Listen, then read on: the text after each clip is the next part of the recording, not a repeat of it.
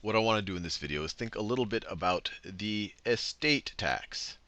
Estate tax, and as the name of the tax implies, it is a tax on someone's estate, or when someone passes away, it is a tax on what they want to leave behind to whoever they want to leave it to, either in their will or in their family or whoever they want to leave their stuff to. And sometimes it's referred to as an inheritance tax. Inheritance tax. And sometimes you'll hear it talk this way on the news. Maybe it's a little bit derisive. It's called a death tax. A death tax. And the general idea, let's say that right now my entire net worth, I am worth $3 million. I am worth $3 million. And then I pass away. So this $3 million goes into my estate. So this is my estate.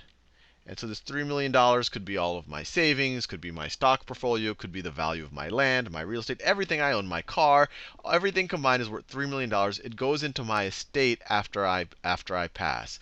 And let's say I leave everything in my estate to my daughter. So I leave it to my daughter.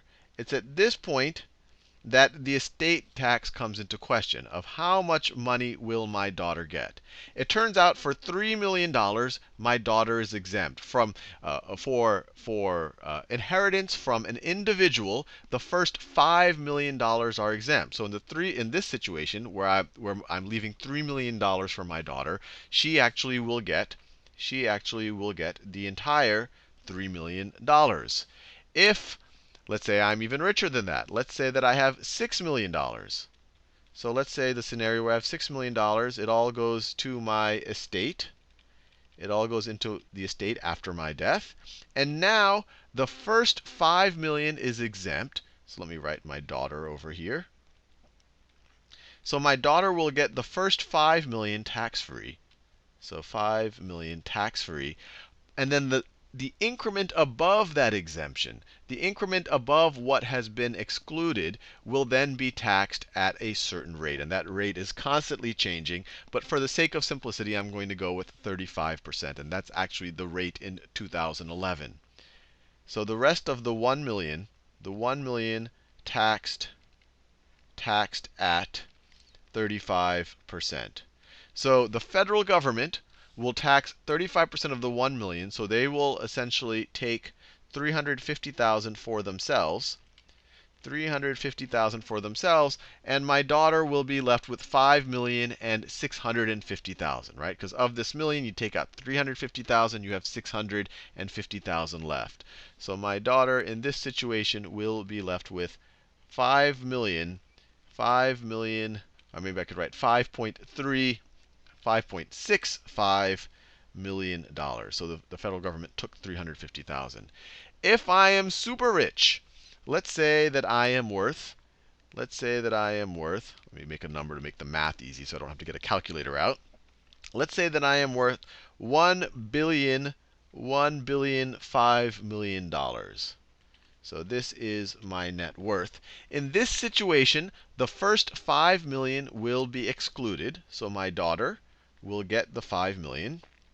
We'll get the 5 million directly. That will be excluded. And then everything above that will be taxed at the 35%.